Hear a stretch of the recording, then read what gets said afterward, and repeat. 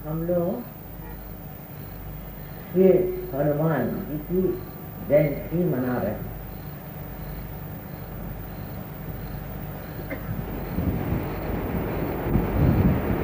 हनुमान जी के बारे में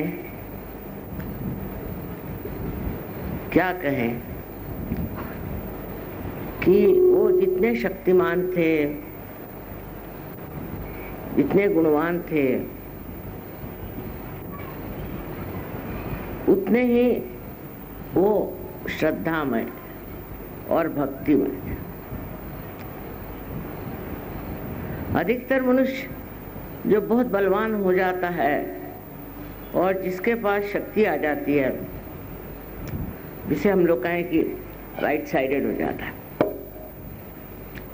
और वो अपने को इतना ऊंचा समझता है कि अपने आगे किसी को भी नहीं मानता। पर हनुमान जी एक विशेष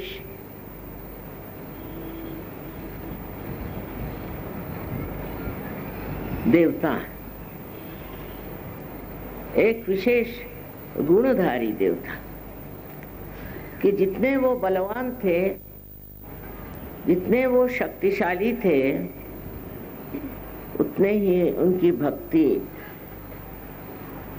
शक्ति के संतुलन, जितनी शक्ति थी उतनी ही उनके अंदर भक्ति थी।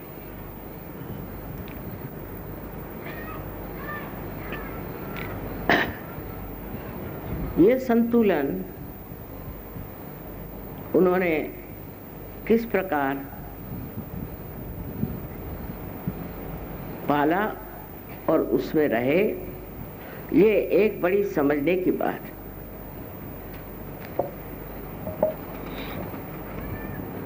जब हम सहयोग में पार हो जाते हैं और सहयोग में हमारे पास अनेक विध शक्तियां आ जाती हैं, उसी के साथ में हमें संतुलन भी आ जाता है। हम प्यार करते हैं और प्यार के सहारे, प्यार की शक्ति के सहारे हम अपने कार्य में रत रहते हैं, वो कार्य करते रहते हैं।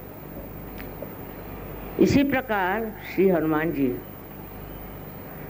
अत्यंत शक्तिशाली थे और उनके अंदर दैवी शक्तियां, उनके अंदर नवधा शक्तियां थी, जिसे कहते हैं गरिमा, लघुमा। वो चाहे जितना बड़ा हो सकते थे, चाहे जितना छोटा हो सकते थे, अणिमा, छोटे, बिल्कुल बिल्कुल बारीक हो सकते थे। ये सारी शक्तियां उन्होंने अपने भक्ति से पाई। इसका मतलब है कि भक्ति और शक्ति दोनों एक ही चीज।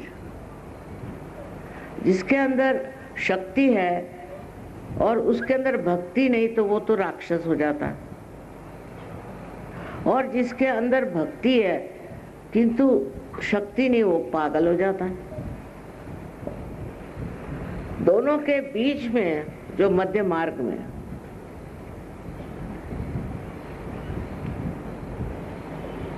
इस चीज को पाता है,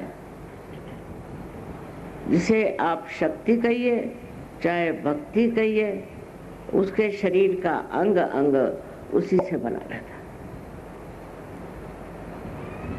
इस उसकी विशेषता के कारण आज बजरंगबली को हम देश विदेश में भी उनकी बहुत अर्चना करते हैं। मुझे आश्चर्य लगता है कि प्रदेश के जो छोटे लड़के हैं, बच्चे हैं, जब वो कोई सा भी चित्र बनाते हैं तो पहले हनुमान जी का ही चित्र बनाते हैं।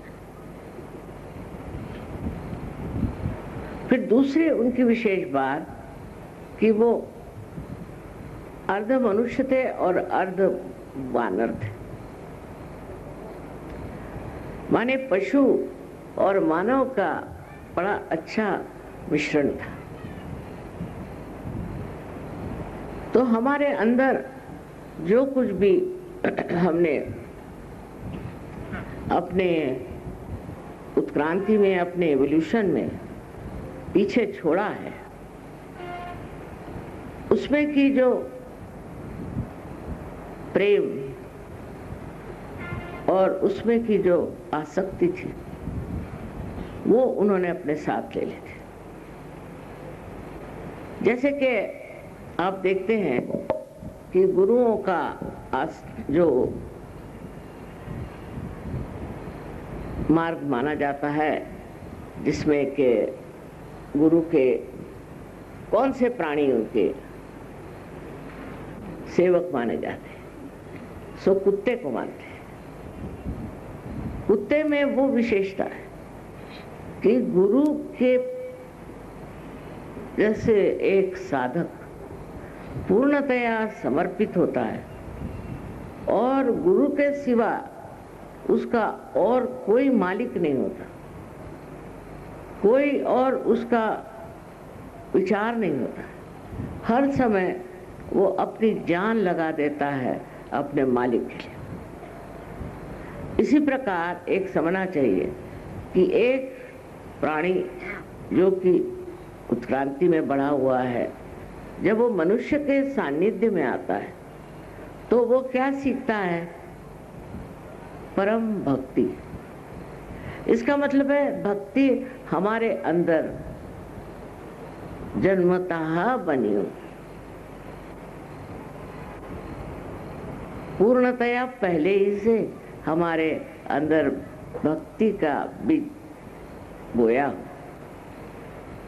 जब हम लोग इस दशा में नहीं थे, मानव दशा में नहीं थे, तब हमारे अंदर भक्ति का उद्भव बहुत हो गया। भक्ति बुरी तरह से हमारे अंदर समा गई। आप किसी भी जानवर को ले लीजिए, उससे आप स्नेह लें, जरा सा स्नेह दें, जरा सा प्यार दें, वो इस तरह से आपसे निकट हो जाता है, इस तरह आपको मानता है और इस तरह आपसे प्यार करता है। घोड़े की भी बात आपने सुनी होगी कि घोड़े जो हैं वो अपना सवार जब गिर जाता है या वो मरने को होता है तो उसके ऊपर छा जाते हैं।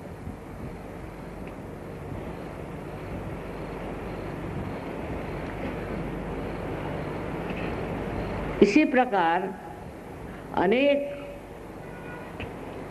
हाथियों के बारे में बताया कि ये हाथियों की निष्ठा भी कमाल की और वो अपने मालिक को कभी कोई तकलीफ नहीं देते, और अगर उनके मालिक पे अगर कोई शेर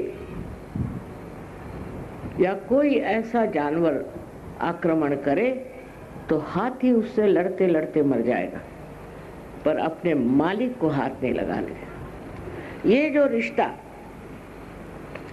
एक मालिक का और ऐसे ऊंचे पहुंचे हुए जानवरों का है, ये रिश्ता हमारे अंदर भी स्थित है, पहले इसे बंधा हो। और इस रिश्ते के साथ वो शक्ति भी हमको मिलती है। जैसे मैंने बताया कि हाथी लड़ते लड़ते मर जाएगा, वो लड़ने की शक्ति भी हाथी के अंदर इसलिए आए कि उसके अंदर वो प्यार और भक्ति है।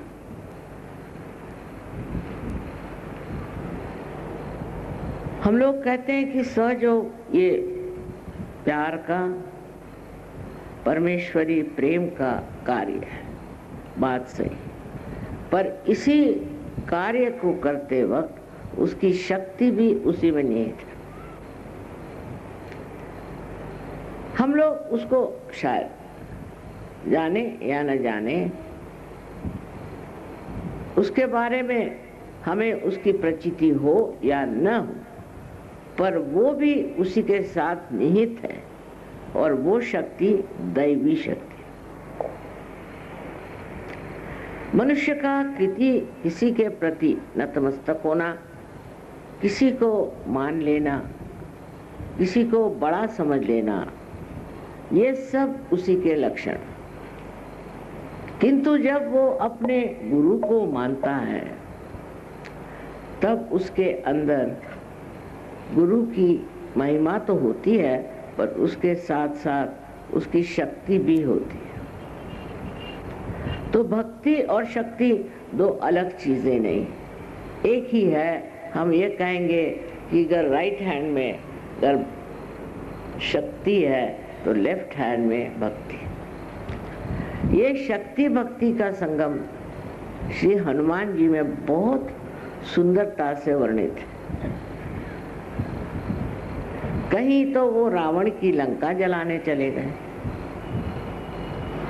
और वहीं सीता जी के सामने नतमस्तक भी हो गए।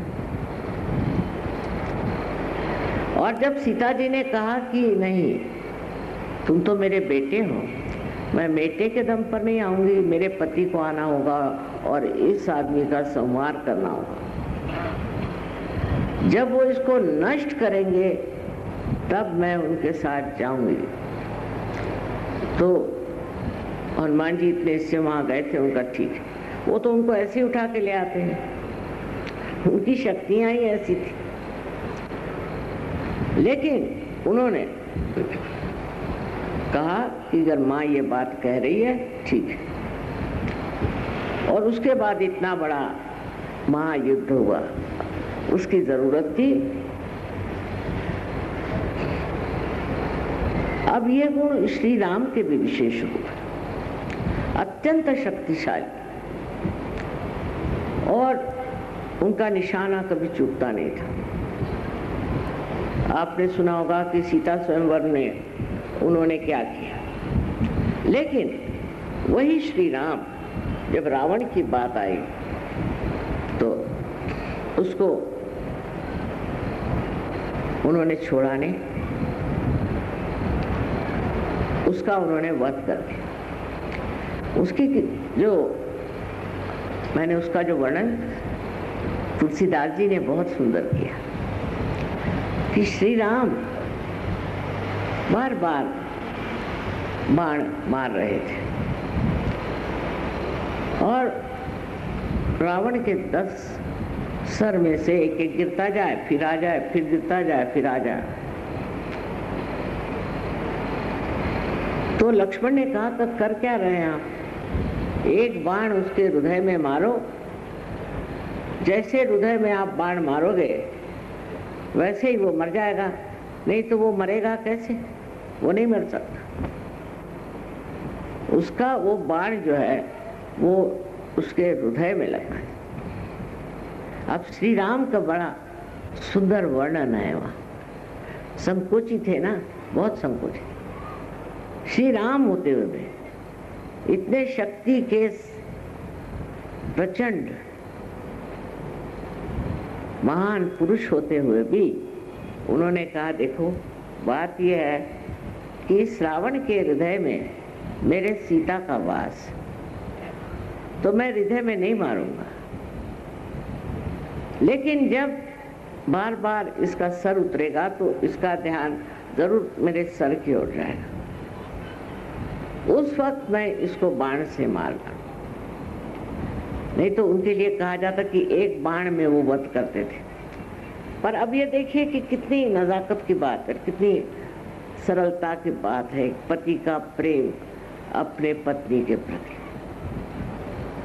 सारे शक्ति के सागर होते हुए भी उनके अंदर किस कदर प्रेम था। हनुमान जी के तो अनेक किस्से हैं कि जिसमें हनुमान जी ने सिद्ध कर दिया कि वो प्रेम का स्वागत। और उसी वक्त जो दुष्ट हो, जो दूसरों को सताता है, जो दूसरों को नष्ट करता है, उसका वध करने में उनको बिल्कुल किसी तरह का संकोच नहीं होता। ये जो भक्ति की बात बजरंगबली की है, वही उनकी शक्ति की भी बात देखने लायक है। वो जानते थे कि रावण सिर्फ अग्नि से डरता है, इसलिए लंका में गए और लंका दहन कर दिया। ये उनकी शक्ति की बात है कि उन्होंने लंका दहन कर दिया। और उस दहन में किसी को मारा नहीं, किसी को जलाया नहीं, रावण भी जला नहीं, कोई नहीं जला, पर उससे दहशत हो गई। लोग घबरा गए कि रावण क्या पाप कर रहा है। रावण जो इस तरह के कार्य कर रहा था, पहले लोगों में सम्मत था। वो कहते भाई ये रावण ही है, क्या है, इसकी इच्छा जो है सो है, इसको जो करना है सो करने दो, हम उसको कहने वाले कौन होते हैं, रावण तो रावण ही हुआ। लेकिन जब, कितनी समझदारी की बात है कि जब लंका जल उठे, जब लंका का दहन हो गया, तब लोग समझ गए कि ये तो बड़ी खतरनाक बात है, बड़ी घबराने की बात, क्योंकि लंका का दहन हो गया और हम लोग अगर जल गए होते तो। अब आग की विशेषता ये कि ऊपर जाती है, नीचे नहीं आती। सब लोग नीचे से ऊपर देख रहे थे कि जल रही है, जल रही है, जल रही है, पर पूरा लंका दहन हो गया लेकिन कोई जला नहीं।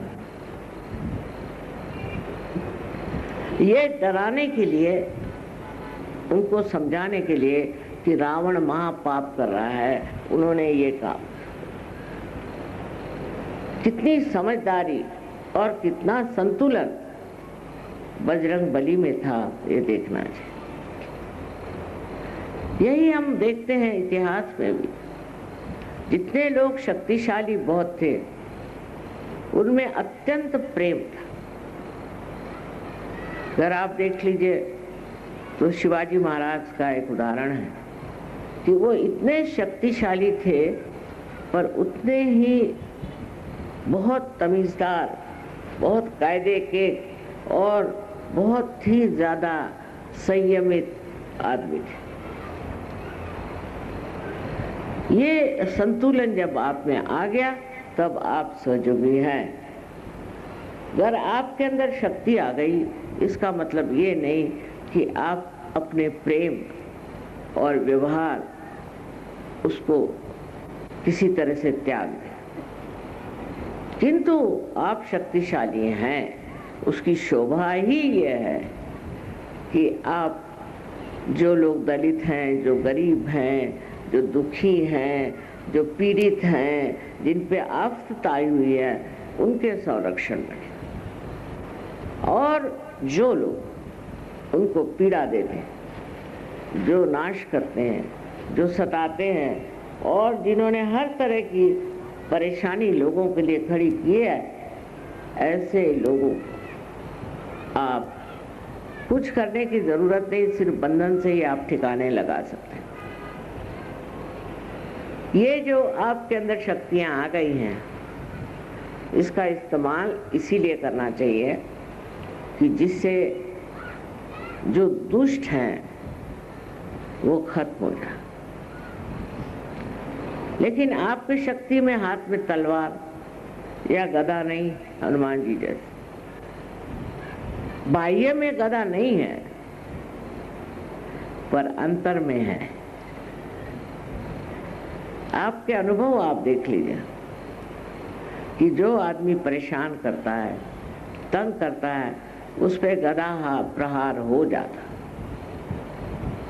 चाहे आप हाथ में गदा उठाइए या नहीं उठाइए। इस तरह से आप तो स्वयं सुरक्षित हैं, आपकी तो सुरक्षा है ही, लेकिन उसके साथ ही साथ आपके जो दूसरे सहयोगी हैं उनकी भी सुरक्षा है।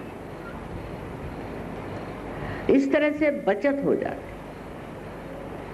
अब इसमें श्री बजरंगबली का हाथ बड़ा जबरदस्त है। आपको पता नहीं कि वो आपके आगे पीछे खड़े हुए हैं।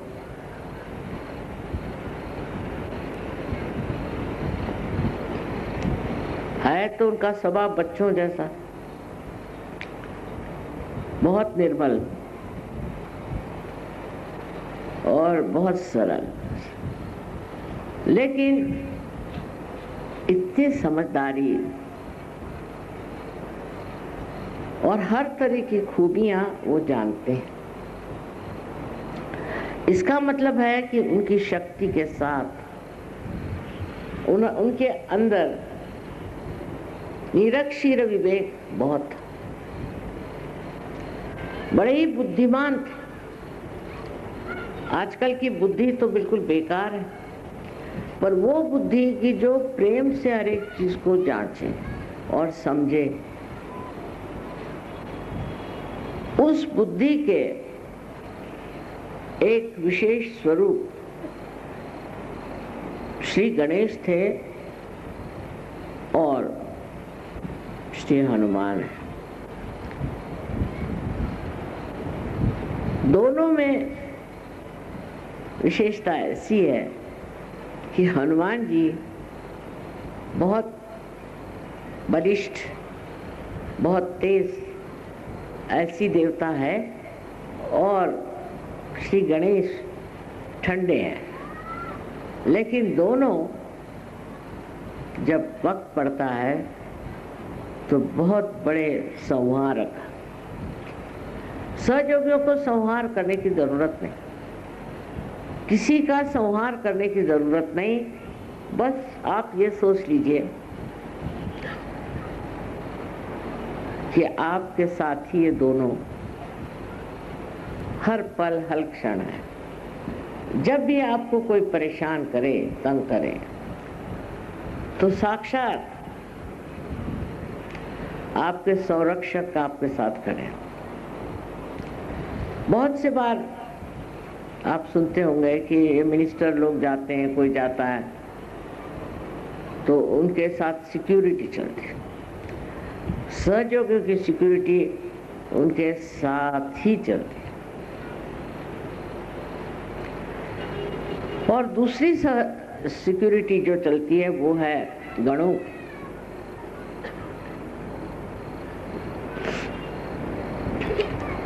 अब इनका तो कार्य बहुत ज्यादा विविध है, तरह तरह के छोटे छोटे काम भी करते। और यही है कि श्री गणेश को, वो गणपति है, उनको सब खबर देते हैं आपके बारे में कि क्या हो रहा है, कहाँ गड़बड़ हो रही है, कहाँ से आप पर आक्रमण हो रहा है, कहाँ से आपको तकलीफ हो रही। आप जानते भी नहीं होंगे, कोई अज्ञात रूप से भी कुछ आपके ऊपर में हमला करना चाहे तो भी ये दोनों देवताएं आपके साथ खड़े हो।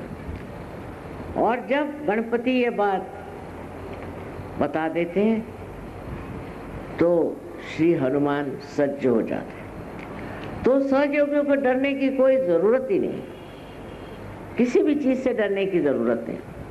अभी एक किस्सा आपको सुनाऊं मैं, बड़ा आश्चर्य का है कि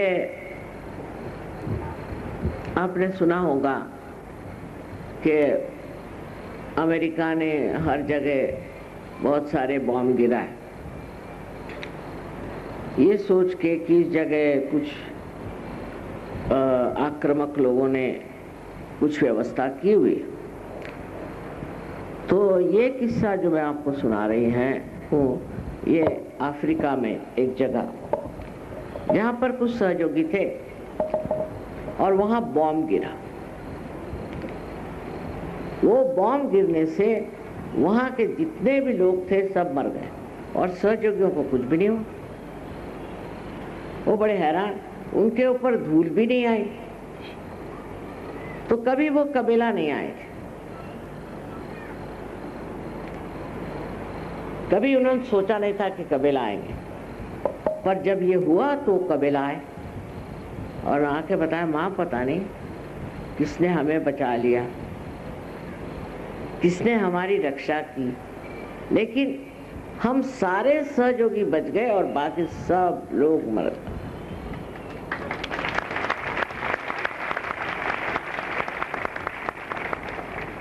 अब ये वाकया है, सही बात है, और इसका कारण ये है कि आपने अब परमात्मा को स्वीकार्य कर लिया।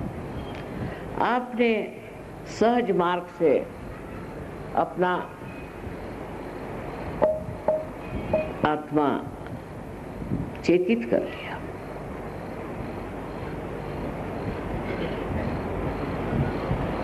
इस आपके नए परिवर्तन से आप एक महान भक्त और शक्तिपूर्ण ऐसे इंसान हो गए। अब किसी की मजाल नहीं कि आप कुछ, ऐसे हजारों उदाहरण आपको मैं दे सकती हूँ कि जब आप सहज में पार हो गए तो आपको कोई भी नहीं छू सकता। पहले भी संत साधु थे, सबको सताया गया, छला गया, सब कुछ हुआ, पर कितना भी लोगों ने छला या सताया वो डिगे नहीं, और इतना ही नहीं, उनका हमेशा संरक्षण। और ऐसी ऐसी बातें वो कहते थे कि जिससे लोग बहुत नाराज हो जाएं, सोचते थे कि ये क्या बातें कह रहे हैं, राजाओं के खिलाफ, बादशाहों के खिलाफ, सबके खिलाफ वो ऐसी बातें कहते थे जिससे लोग घबरा जाएं। पर हनुमान जी की शक्ति से उनको कोई नहीं छू सका, उनको किसी ने नहीं मारा। ख्वाजा निजामुद्दीन साहब के बारे में एक बड़ा अच्छा किस्सा है कि वो उनसे उनके बादशाह ने कहा कि तुम आकर के मेरे सामने झुको, कुर्नी साथ करो। उनका नहीं, मैं आपके सामने नहीं झुकने वाला, आप कौन होते हैं? बहुत नाराज होगा। उसने कहा कि अगर 3 दिन के अंदर आप मेरे आके आपने अगर सर नहीं झुकाया तो मैं आपकी गर्दन कटवा दूँ। उनका कटवा दूँ मैं, क्योंकि आप कोई बड़े साधु संत नहीं जो आपके सामने मैं झुकूं। तो उन्होंने आकर के बड़ा हंगामा मचाया कि 3 दिन बाद जाकर के इस आदमी की गर्दन काट। जिस दिन उनकी गर्दन काटने वाले थे उसी रात इसी बादशाह की गर्दन कट गई, कैसे पता नहीं। अगर ऐसे इतिहास में न होता तो जो बड़े बड़े साधु संत हो गए, जो बड़े बड़े धर्मवीर हो गए, वो खत्म हो जाते, क्योंकि राक्षसी प्रवृत्तियां इतनी ज्यादा बलवती है, इतनी हिंसक है और इतनी व्यापक है कि वो इन लोगों को तो खत्म कर ही देते। किंतु उनके पीछे परमात्मा है, और परमात्मा जो है वो एक तरफ हनुमान और दूसरे तरफ गणेश, ये 2 शक्तियां मिलकर के बना।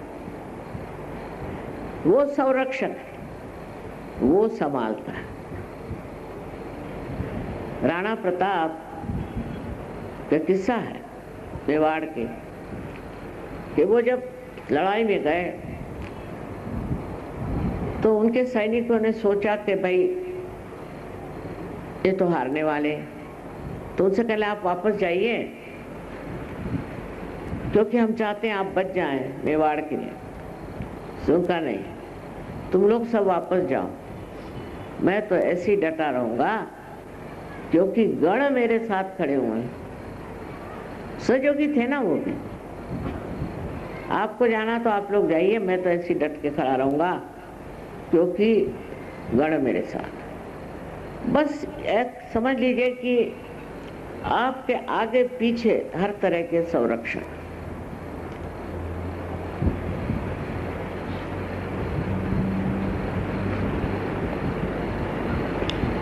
पर इस संरक्षण को मिलते ही मनुष्य में क्या होना चाहिए, सतयुग में क्या होना चाहिए? वो धीर, गंभीर और किसी से डरने वाला इंसान नहीं होता।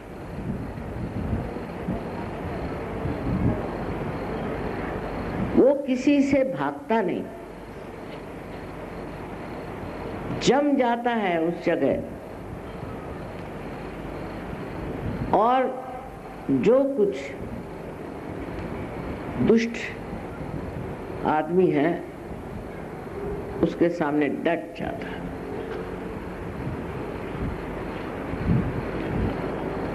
उसको कुछ करने की जरूरत नहीं। वो जमाना क्या, अब तो आप सिर्फ खड़े हो जाए वो दूसरा भाग जाएगा, उसको पता नहीं चलेगा क्या हो रहा। ऐसे अनेक अनेक अनुभव सहयोगी मुझे लिख के भेजते हैं कि मैं ऐसा हुआ वैसा हुआ, ये बात हुई।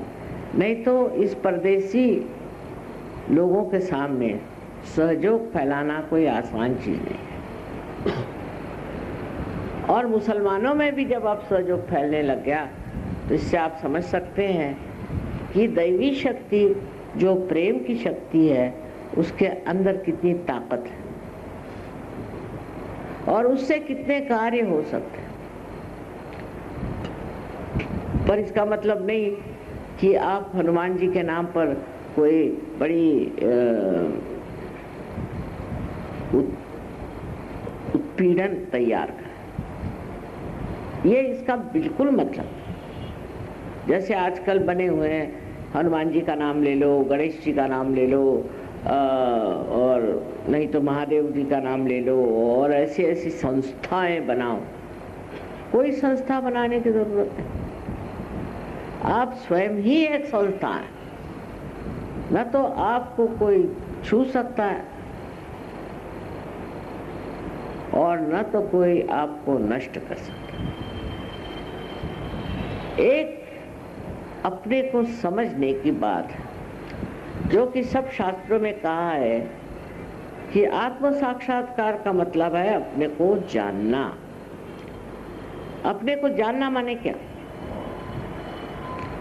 जानने का मतलब है ये जानिए कि आपके आगे पीछे कौन कौन खड़ा है, कौन कौन आपका रक्षक, और जो आपको लोगों से प्यार है और दुलार है, और जो लोगों के प्रति जो हर समय ये सोचते कि इनको मैं किस तरह से खुश करूंगा।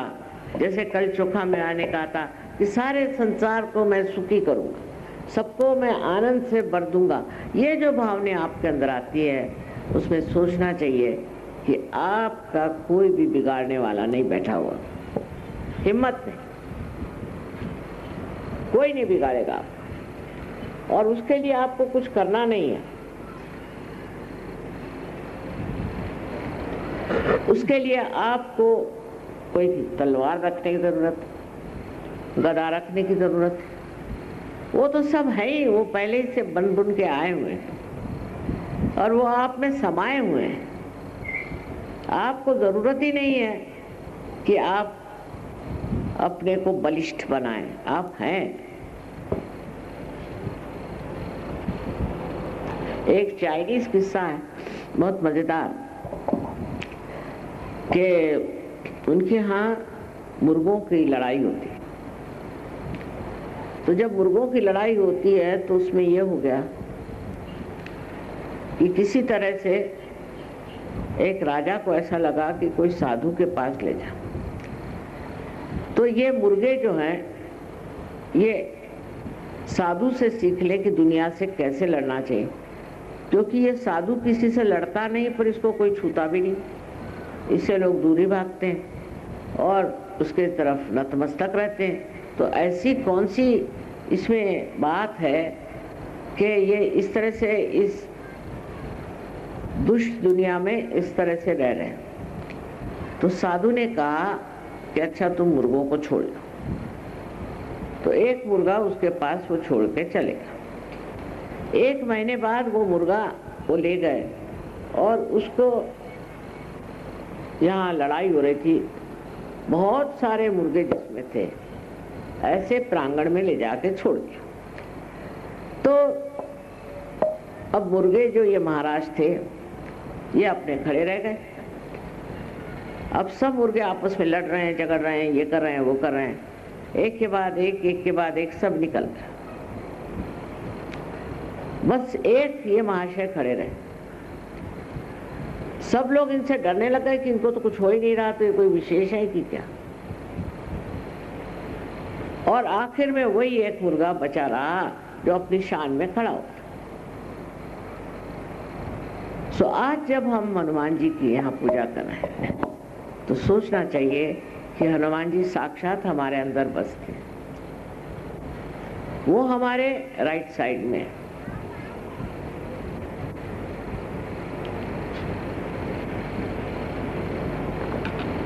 माने पिंगला नाड़ी पर काम करते हैं। पिंगला नाड़ी पर काम करते हैं और हमारे अंदर जोश भरते हैं और उससे उष्णता भी आती है इंसान में। पर उनका मार्ग ऐसा है कि आपके अंदर उष्णता भी आए और भक्ति भी साथ साथ चले। सो जो वो उष्णता आती है, जो जोश आता है, वो हमारे अंदर राइट साइड में काम करता है। और जब हम हनुमान जी की संतुलन शक्ति को प्राप्त नहीं करते हैं तो हमारे यहाँ अनेक बीमारियां आ जाती हैं। जैसे लिवर की बीमारी है, अस्थमा की बीमारी है और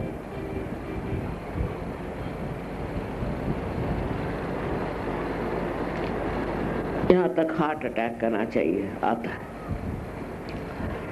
और जब इनकी गर्मी नीचे की तरफ जाती है, हनुमान जी गर्मी को कंट्रोल करते हैं, पर जब गर्मी कंट्रोल नहीं होती है तो ऐसी ऐसी बीमारियां होती है कि जिनका कोई इलाज नहीं। ब्लड कैंसर हो सकता है इससे और इंटेस्टाइनल ट्रबल हो सकता है। मैंने दुनिया भर की बीमारियां एक ही लिवर के खराबी से होती है और लिवर की खराबी होती है क्योंकि हम हनुमान जी की बात नहीं मानते।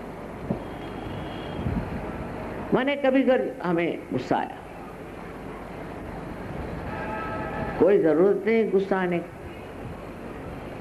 पर आया गुस्सा तो लगे मारने पीटने, इसको उसको हंगामा करने। ये फिर हनुमान जी की शक्ति।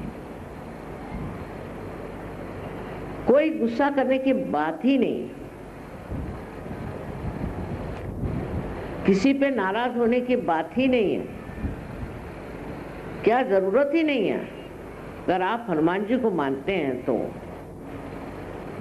वो किसी पे गुस्सा नहीं। लेकिन इंसान है, हर बात पे गुस्सा चढ़ता है, अहंकार चढ़ता है उसके अंदर। हनुमान जी में जरा भी अहंकार नहीं था। राइट साइडेड आदमी में बहुत अहंकार होता है। मनुष्य में तो इतना अहंकार है, अरे बाप रे, रे बाप रे। मेरा तो जी घबराने लगता है जब देखती हूँ इनको किस चीज का अहंकार था। उस अहंकारिता का कोई अर्थ ही नहीं है कि हम माने क्या। कोई एक सर्वसाधारण मनुष्य भी अहंकार करता है और बहुत से राजे महाराजे भी अहंकार नहीं करते। इसका कारण है उनके अंदर ही ऐसी कोई स्थिति बनी है कि वो हनुमान जी को नहीं मानते। जैसे ही आप हनुमान जी को मानते हैं वैसे आप श्री राम को मानते हैं। अब बताइए कि अगर आप राइट साइडेड आदमी हैं तो आपको तो अस्थमा होना नहीं चाहिए, क्योंकि श्री राम का वास हमारे सजोग हिसाब से राइट हार्ट पे। क्योंकि आप हनुमान जी को नहीं मानते हैं उनके तरह का आपका व्यवहार नहीं है, संतुलन नहीं है, इसलिए आपका अस्थमा भी हो जाता। हृदय में आपके शिव जी का स्थान है, वो भी वही गड़बड़ हो जाता है और आपको हार्ट अटैक आ सकता है या आपको और बीमारियां हो सकती हैं। सहयोग पे आने पर आपको समझना चाहिए कि हनुमान जी का आपके सामने एक आदर्श, गणेश जी तो है ही, वो तो अबोधिता के बिल्कुल अवतार, जैसे छोटे बच्चे होते हैं वैसे ही भोले भाले, लेकिन बुद्धि के बहुत चाणाक्ष। और हनुमान जी के अंदर एक संतुलन, एक प्यार भरा आनंद और उसी के साथ साथ शक्ति दर्शन, ये सब चीजों को समझते हुए एक सहयोगी का चरित्र या उसका जीवन ऐसा होना चाहिए कि संतुलित। आपको जब गुस्सा भी आता है तो आप चुप होकर देखें। मेरे ख्याल से मुझे तो कभी गुस्सा नहीं आता, या आता भी होगा तो मुझे तो पता नहीं। और बगैर गुस्सा किए ही मामला ठीक हो जाता। हाँ, मैं कहूँगी जरूर कि ये क्या कर रहे हो, बस ज्यादा इससे आगे नहीं। और लोग तो गाली गलौज दुनिया भर की चीजें करते हैं, पर जब ये अति हो जाता है, जब ये गुस्सा करने का मादा अति हो जाता है और आदमी, वो तो बड़े गुस्से बैठे हुए हैं, वो वहाँ बैठे हैं, गुस्से करके बैठे हैं, वो गुस्सा कर रहे हैं, इस तरह के जब आदमी हो जाते हैं तो एक बड़ी गंभीर बात होती है, एक बड़ी गंभीर बीमारी उनको लगती है, उनको अल्जाइमर कहते हैं। अल्जाइमर की बीमारी इस गुस्से से होती है। वो गुस्सा जो हम बेकार में, अब समझ लीजिए आपके लड़के को किसी ने थप्पड़ मार दी, हो गए आप गुस्से। गुस्सा होने से क्या बात होगी, उल्टे सोचना चाहिए कि हमारे लड़के की कोई गलती है या हम जबरदस्ती अपने प्यार में उस लड़के को खराब कर रहे हैं। इस तरह का संतुलन जीवन में नहीं आएगा तो ये अल्जाइमर की बीमारी बहुत ही खराब होती है। इसमें आदमी पगला सा जाता है, मरता भी नहीं है और किसी को मरने भी नहीं देता, गालियां देता है, चीखते रहता है, उसका इतनी पकड़ आ जाती है लेफ्ट साइड में, ब्रेन में, कि उसका व्यक्तित्व ही एक अजीब सा हो जाता। उसका इलाज है सहयोग में, पर बड़ा कठिन है, क्योंकि वो तो गालियां देते बैठते हैं, उसको जो ठीक करने जाएगा उसको ही गालियां देंगे, तो कौन मानने चला। कर कोई डॉक्टर हो, उसको कोई गाली दे तो कर जाए चूल्हे में, और मुझे क्या करने का। यही होता है उनके साथ कि नहीं चाहिए, माँ हमको इसको ठीक करना ही नहीं, जाए जहाँ रहना जैसे रहना। अब दूसरे हनुमान जी के जो बड़े भारी दुश्मन है वो हैं शराबी। जो लोग शराब पीते हैं उनका लंका दहन करते हैं। अरे आप देखते हैं जो आदमी शराब पीते हैं ना, कोई उनसे बात करेगा ना कुछ करेगा, अच्छा वो 10 शराबी इकट्ठे करके और शराब पिला। अब सब शराब पी रहे हैं, ना उनके घर में खाने को है ना पीने को है, नहीं कुछ के, बस शराब ही पी रहे हैं पागल जैसे। जो लोग हनुमान जी को मानते हैं वो शराब नहीं पी सकते, नहीं पी सकते, क्योंकि इधर से मानो तो उनको और करो उसके उल्टा तो वो नहीं सकते। और आजकल मैं देखती हूँ कि शराब पीना बहुत बढ़ गया है।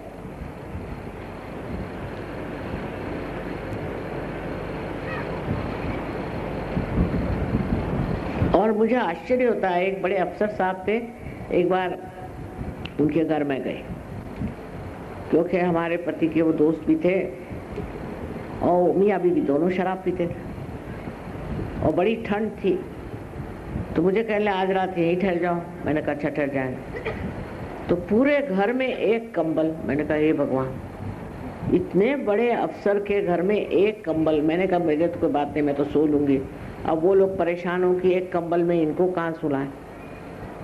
मैंने कहा मेरी चिंता मत करो, मैं ठीक कर लूँगी। इतना उनका हाल खराब, उनकी लड़की खराब गई, लेकिन मानने को तैयार नहीं कि मेरी लड़की खराब गई।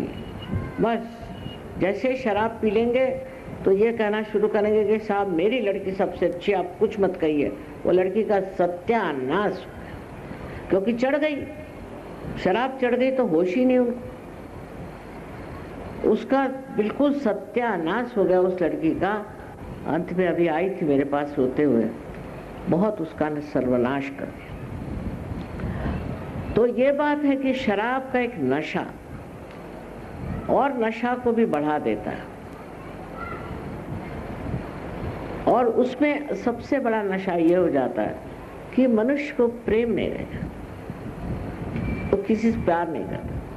इसीलिए सबने, सारे धर्मों ने शराब को मना किया। लेकिन अब ईसाई धर्म जैसे है, सब लोग उसमें से कुछ न कुछ हिसाब किताब बना लेते हैं। हिंदू धर्म में भी है, ईसाइयों में भी, मुसलमानों में। तो उन्होंने ये कहा कि जब ईसा मसीह किसी शादी में गए थे तो उस शादी में शराब बनाई गई, बिल्कुल झूठ।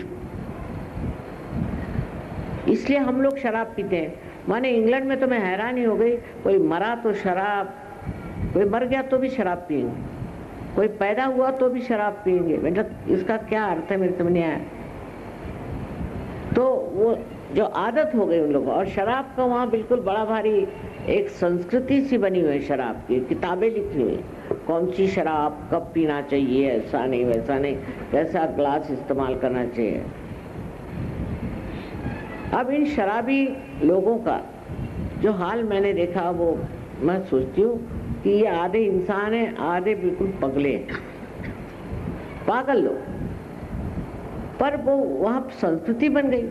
सबसे ज्यादा तो फ्रांस में है, फ्रांस की तो संस्कृति बन गई, उनसे अपने को सीखने का कुछ नहीं। अब वो जो शराब की बात करते हैं, तो ईसा मसीह जब वहाँ गए तो उस वक़्त में वो जगह हिब्रू में मैंने पढ़ा हुआ कि लोग जो है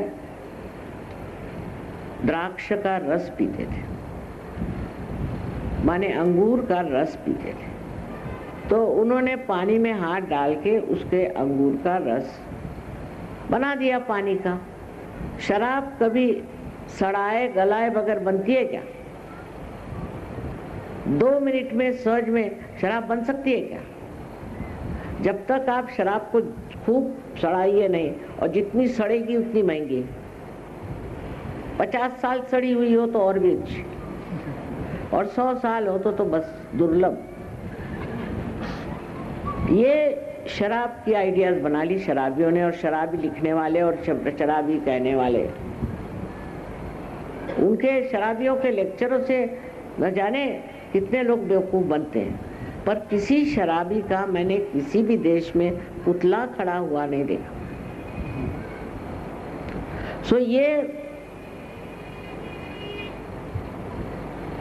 सब लोग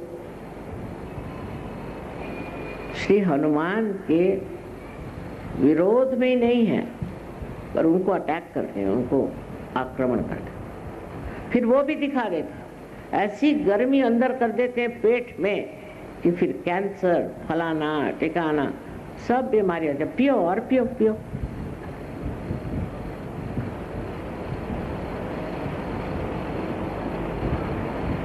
ये शराब पीने पिलाने की और पीने की जो ये रस्म चल पड़ी है, इसका मुझे तो डर लगता है कि हनुमान जी को संभाले रहो, न जाने क्या कर दें, कहाँ से क्या आफत कर दें, इनका क्या ठिकाना।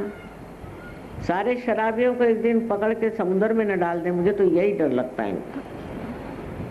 क्योंकि इनमें दया है, भक्ति है, सब है, पर जो इनके विरोध में खड़े हैं उनके लिए, जैसे श्री गणेश, दुष्चरित्र आदमी अगर कोई हो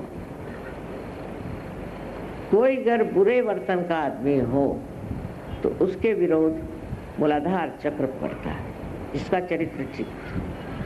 पर इनकी बात और है, ये जब किसी आदमी को देखते हैं कि वो अपनी चेतना से ही खेल रहा है, शराब पीने से चेतना ही नष्ट होती है,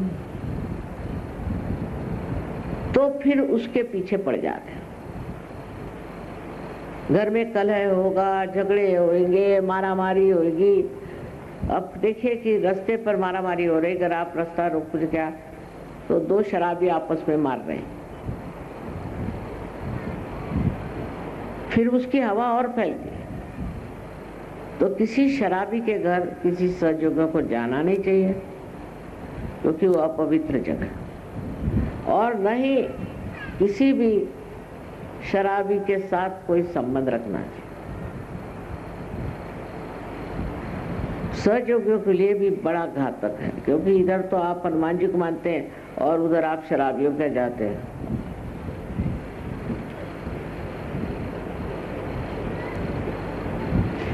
खासकर पूना में न जाने कितने तरह के हनुमान जी हैं। मारुति, कोई डुलिया मारुति, तो कोई वो मारुति, तो कोई वो मारुति। तो पुणे वालों के लिए तो बहुत बच के रहना चाहिए।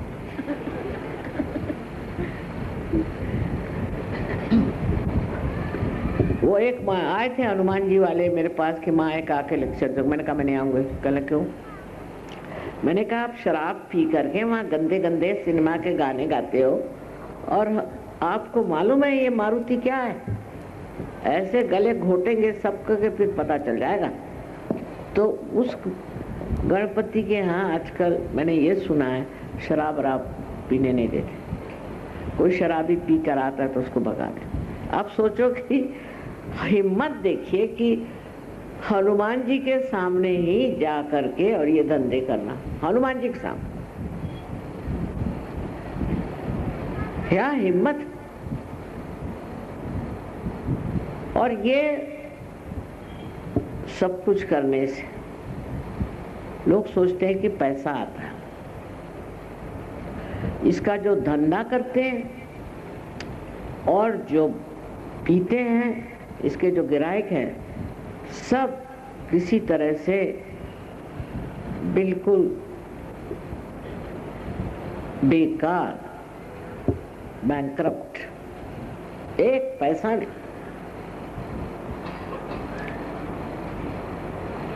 अब लोग कहेंगे कि शराब में ऐसा क्या है, क्योंकि हनुमान जी का मामला है भाई, इसका क्या कारण है? हनुमान जी के विरोध तुम जा रहे हो, उनकी शक्ति आपके अंदर राइट साइड से बैठे, उसको इस्तेमाल करो संतुलन के साथ।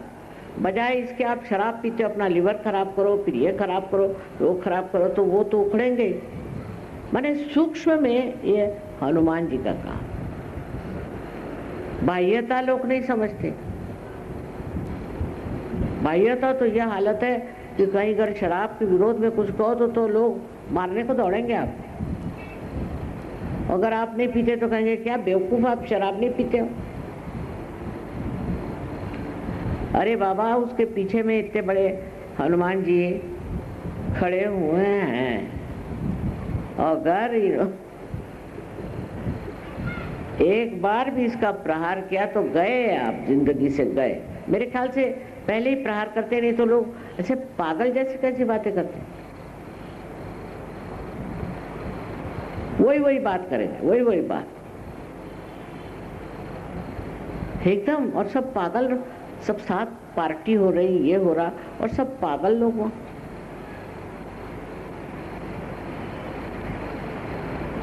फिर शादियों में, बारातियों में, सब में चलता। अब जो इंसान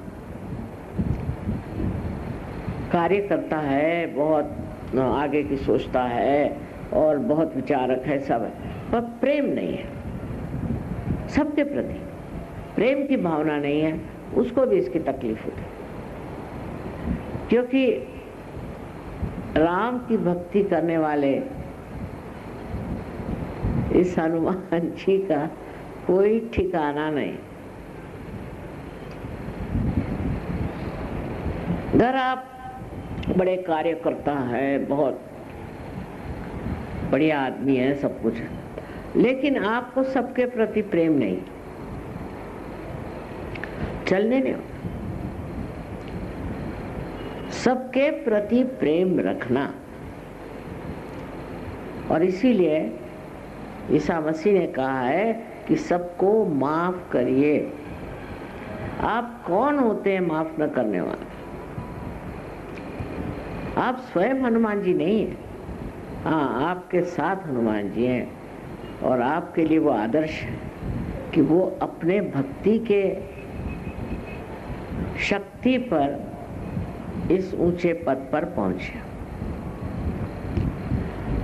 जहां गर्मी हुई, लोगों की खोपड़ी खराब हो जाती है और प्यार का मजा टूट जाता है।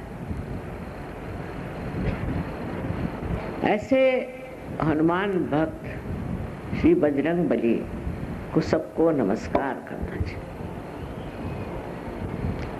और समझना चाहिए कि हमारे अंदर जो भी सहयोग से शक्तियां आई हैं उसको संतुलन में रखें।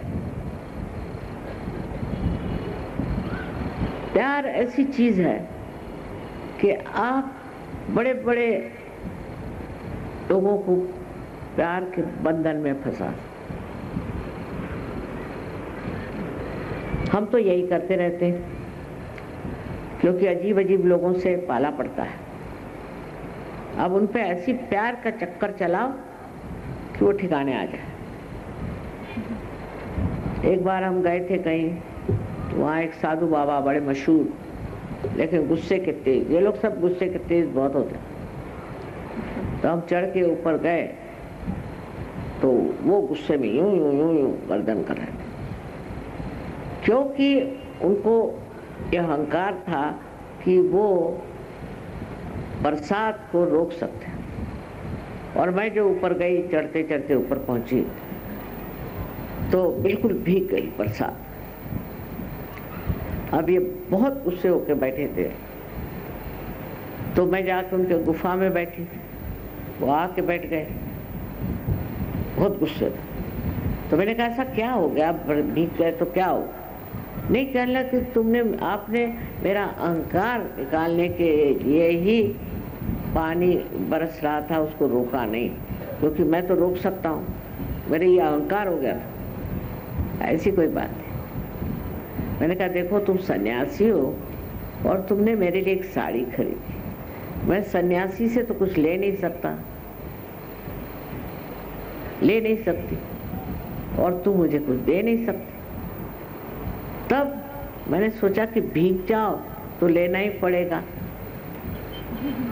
उस चीज से उनके आंख से आंसू बहने लगे, मेरे पैर पे गिर पड़े। मैंने कहा मुझको क्या करना था, मुझको तो सिर्फ थोड़ा सा भीगना ही था, नहीं तो मैं भी नहीं लेने वाली थी। पर मैंने कहा थोड़ा भीग जाओ तो फिर लेना पड़ेगा साड़ी। तो कहने लगे कि अच्छा। मैंने कहा तुमने मेरे लिए भगवे रंग की साड़ी ली है और 9 वार, ये अच्छा किया, क्योंकि इसमें तो पेटीकोट भी भीग गया तो 9 वार मैं पहन सकता। बहुत खुश, एकदम उनकी तबीयत खुश हो। तो ये प्यार ऐसी चीज है कि बड़े बड़े गुस्से वालों को जमीन पर उतार लाते हैं। और पहले के अनेक ऐसे उदाहरण है, वो जो बताते बसूं बैठूं तो रात पूरी ऐसी बीत जाएगी। और अब भी हर दिन हो रहा है। प्यार से बात करो, उसमें क्या जाता है? अगर आप प्यार करोगे तो दूसरों के सद्गुण आपके अंदर आएंगे, और अगर आप किसी से नफरत करोगे, उसी से उसके जो दुर्गुण है वो आपके अंदर आ जाए। लेन देन का मामला, आपने किसी से ये ऐसा वो वैसा, जो देखो कोई ठीक ही नहीं। ऐसे बहुतों के यहाँ रिवाज है, वो संस्कृति है कि कोई घर में आया, बैठा, खाओ पियो, ठीक है, हाँ हाँ हाँ सब हुआ, जैसे क्या ये ऐसा खराब आदमी। फिर दूसरा आया, वो बैठा, खासकर औरतों में बहुत होता है, तो आके बैठा, हाँ बड़े अच्छे, हाँ जाओ जाओ, हाँ ये ऐसा। अरे भाई, ऐसे ऊपरी प्यार से तो नहीं हो सकता ना। अगर तुम इस तरह से ऊपरी प्यार किसी से करोगे तो वो क्या समझता नहीं क्या? प्यार अंदर से करने की शक्ति आपको प्राप्त है, क्योंकि आप सहयोगी हैं। और जब ये चीज को आप आत्मसात करोगे, अपने आप जब प्यार का पेड़ खिलेगा तो आप दूसरों को आनंद दोगे और उसकी खुशबू आपको भी आएगी। प्यार के सागर के सिवाय और कोई चीज आपको अच्छी नहीं लगेगी। इसलिए बजरंग बली से जो चीज सीखने की है वो है उनकी भक्ति, और वो शक्ति जो उन्होंने आपको दी है कि आपको कोई हाथ नहीं लगा सकता। अगर आपकी भक्ति सच्ची है, कोई हाथ नहीं लगा सकता। ऐसे हजारों उदाहरण स्वयोग में है। तो चमत्कार उसको लोग कहते हैं, मैं कहती नहीं है, तो इसलिए हनुमान जी की कृपा।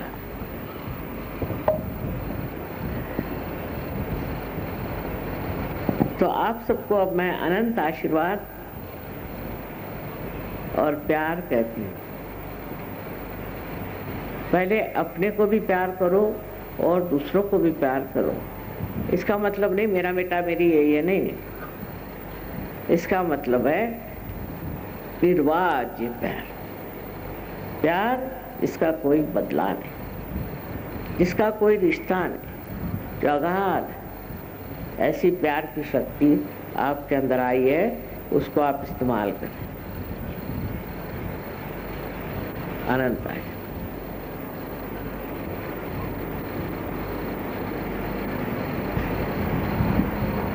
या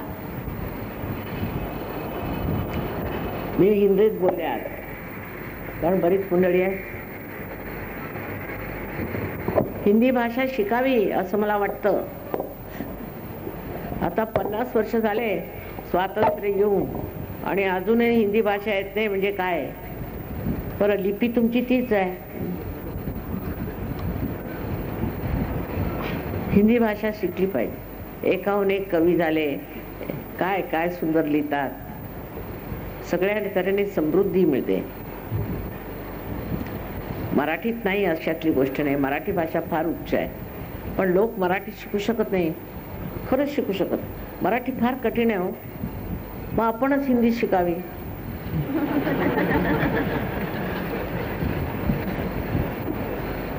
मी तर कधी हिंदी शिकले नाही, कधी इंग्लिश शिकले नाही, फक्त मराठी शिकले होते. पण त्यातनंच मला उमगलं का आपण सगळी भाषा आपल्याला आली पाहिजे आणि येते. जर विचार केला तर तुम्ही सहयोगी, तुम्हाला काय कठीण आहे? बरं, सगळ्यांना अनंत आशीर्वाद, अनंत आशीर्वाद, अनंत आशीर्वाद. काय करायचं तर काढा.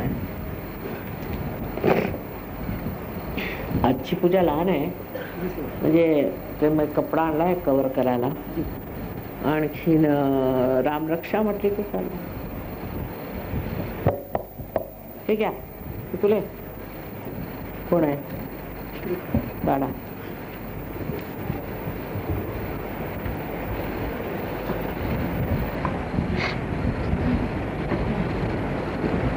तुम्हाला रामरक्षा येते का? हा, येते का? हो, एवढं येतं मला.